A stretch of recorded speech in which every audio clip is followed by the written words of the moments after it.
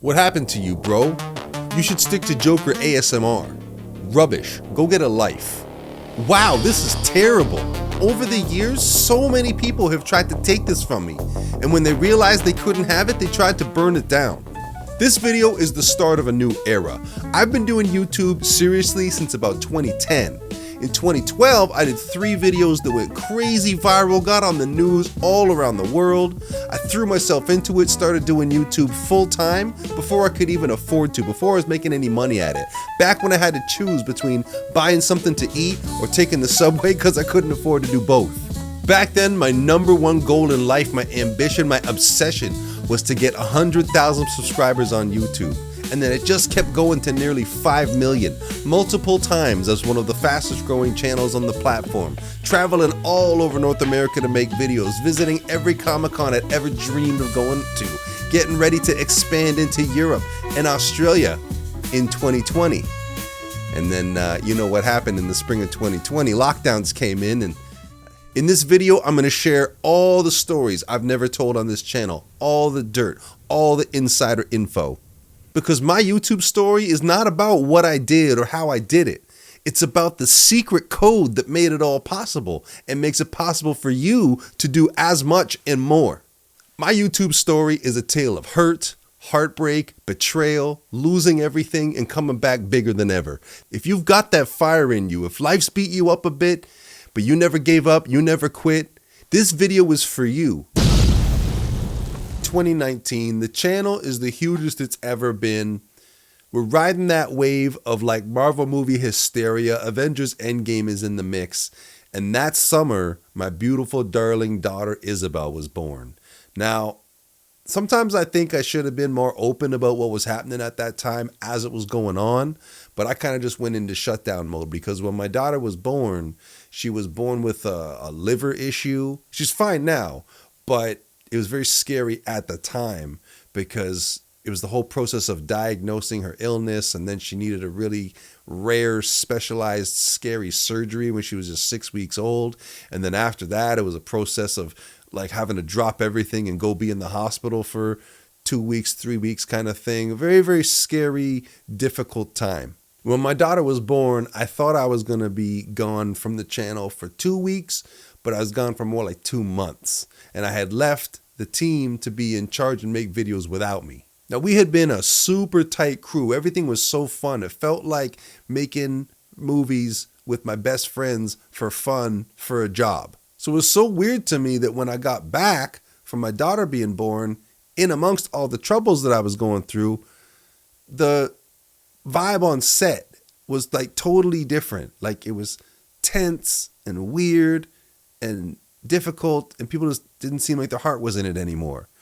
So God bless my sister. She's the one that told me that while I was away, a couple members of our cast had been in a group chat where some prominent cosplay person had called our videos cringy, and that sort of took the wind out of our sails in terms of like the team's attitude to what we were doing.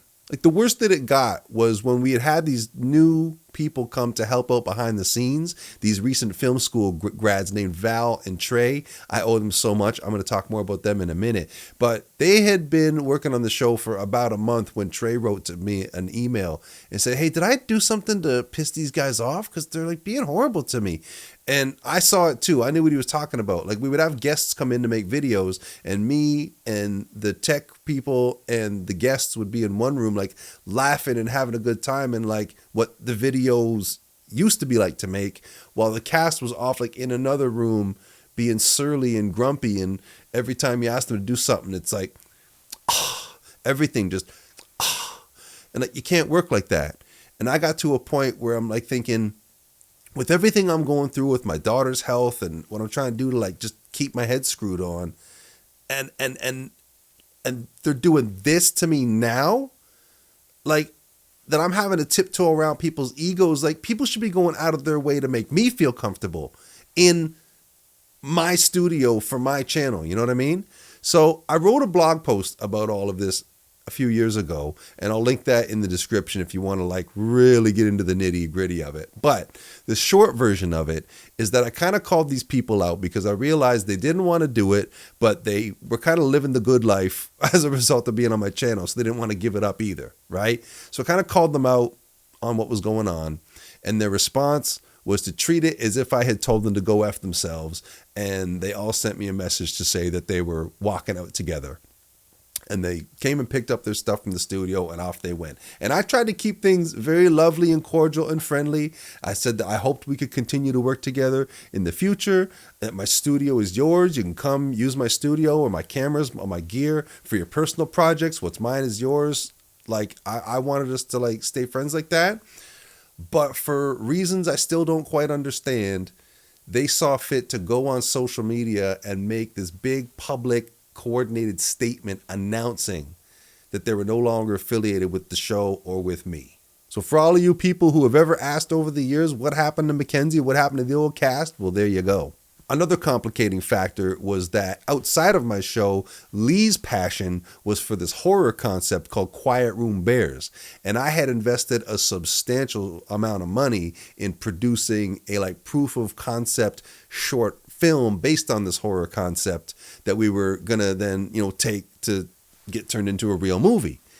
And for reasons that I still don't know anything about, somewhere between finishing the movie and getting ready to put it out, he decided, like I said, for reasons I'm still unaware of, it still makes no sense to me, but somewhere in there, he decided that he didn't want to be partners with me on that endeavor anymore, but didn't say anything to me. It just kept like he didn't want to put it out yet and just could never tell me why and kept delaying and filibustering and no, I got to think about it, this kind of thing. But it also was like when the channel was doing like the best that it ever did. So I was so busy with that I didn't put the attention I probably should have on like just holding his feet to the fire and getting an answer out of him. But anyways, so all of this goes on with the team walking out and putting up their statement. And then at that point I had to say to him like, hey dude, we still have this unfinished business about the horror film. And his position was that since he owns the brand, he also owns the film. But I paid for it, so that's not how that works. And that film to this day is still officially not released. So the team did their walkout and put up their public statement, but my heart wasn't broken yet. I still loved them. It was one of those like, forgive them for they know not what they do kind of things, right? It wasn't until a couple of years later when a friend broke down for me how when that statement went out, it was like a flare went up into the sky and signaled to the whole community that I was now a target and it was okay to go after me. And a lot of people like locked down during those lockdown times with nothing better to do but make trouble started combing through my social media feeds, like looking for stuff to take out of context. Or I heard some of the rumors that had been going around that I had no idea about, like people saying that I fired everybody because I owed them money and didn't want to pay them and stuff like this.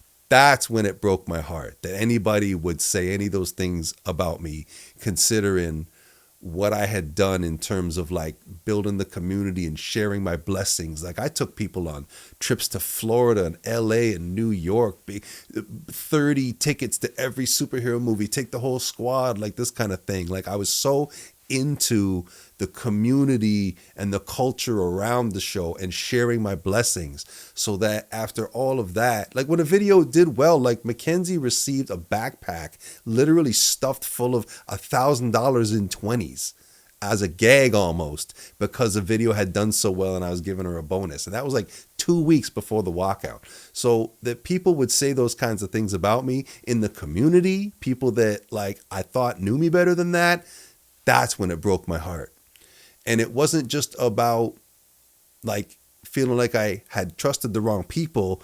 Now I'm feeling like I made a mistake because I can't even trust my own judgment. Okay, like things started to fall apart for me. We're talking about a very dark time in my life.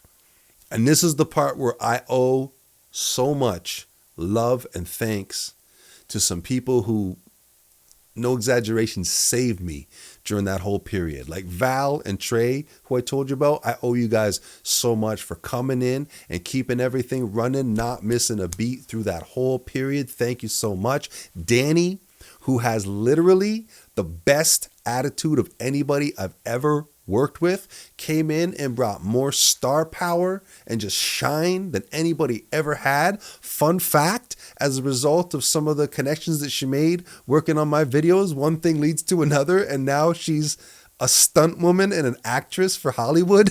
God bless you. I'm so happy for you and all your success. Oliver, Chantel, Maddie, Steven, Janae, Khalil, and Vicky. You guys brought so much love and spirit. That whole group of you, everybody I just mentioned, I don't know how much I've ever said to you about this, but I was in such a bad way during that time. And you guys came in, kept things going, helped me not miss a beat. And you didn't just lift me up. You carried me on your shoulders through that whole period. And I don't even know that you did. Thank you. I love you. So the irony is that my channel was so huge during this period, but I felt so alone and isolated. Like I was suffering. The success of the channel was built on the clickability of like the Spider-Man and Joker concepts. So keeping doing that, I think, was a way for me to hide in plain sight and keep up the appearance that everything was a-okay when really I was not doing well at all. And the deeper we got into lockdowns, the more the channel performance began to suffer because we weren't able to go to Comic-Cons. We weren't able to go out and make videos in public. There's no movies coming out to riff on. Anytime the channel felt like it needed like fresh energy and new creativity, the thing was always to just like invite a bunch of new people in and do a big group video. And then the conversations that we would spark in the process of making that video would like set off the next like month's worth of content, right? So that feedback loop had been cut off and the performance of the channel started to taper off to a point where it couldn't afford to sustain itself anymore. So I felt like I had failed, right? I felt like hopeless and defeated. But then I discovered this AI video thing that's happening in the AI film community. And my obsession with wanting to make something happen with that is kind of now what the obsession with getting 100,000 subscribers once was long ago. And I've struggled with it for like maybe a year or more at this point of like thinking, how is it going to work on this channel? Should I start a new channel for it? Because this channel was built on the clickability of the superhero concept. But like it's this thinking about putting the algorithm first that was kind of like the problem in the first place. Like I'm thinking back to when my YouTube channel started getting like really big and my MCN suggested that I change the name of the channel. And I didn't then for the same reason that I'm not going to start a new channel now. Like it has my name on it because a long time ago, like I swore an oath to live by a certain artistic ideal. Like, this is me. And all along the way from Alex to Cowan to Leon McKenzie, people have seen that it's something special and then they try to take it from me, but you can't have it. And you almost broke me. You almost pried it out of my hands. You almost had me beat. You had me. I almost gave up. But I'm still here. And I ain't going nowhere.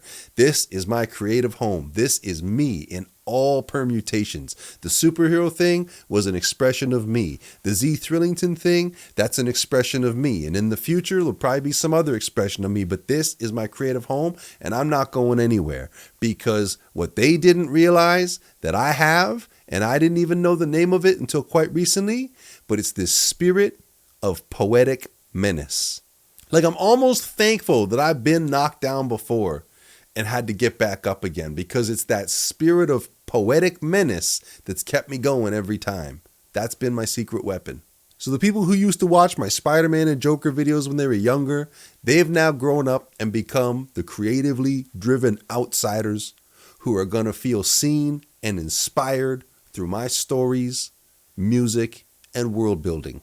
We're living through a creative revolution right now. AI is disrupting everything we thought we knew. Attention is fragmented and artists feel more anxious and overwhelmed than ever. The Poetic Menace philosophy is a survival manual for creatives, artists, and visionaries in this revolutionary time we're living in. So if you're one of the chosen people who made it to the end of the video, comment Poetic Menace below so I know you're part of the movement. Check out the new website to go deep on the philosophy and the behind the scenes on all my artistic endeavors, and stick around on this channel for more awesome new Filmworks coming soon. Thank you so much for watching. Let me know what you're up to, and I can't wait to hear from you. Can't wait to make cool stuff with you, and can't wait to watch this movement grow. Thank you so much.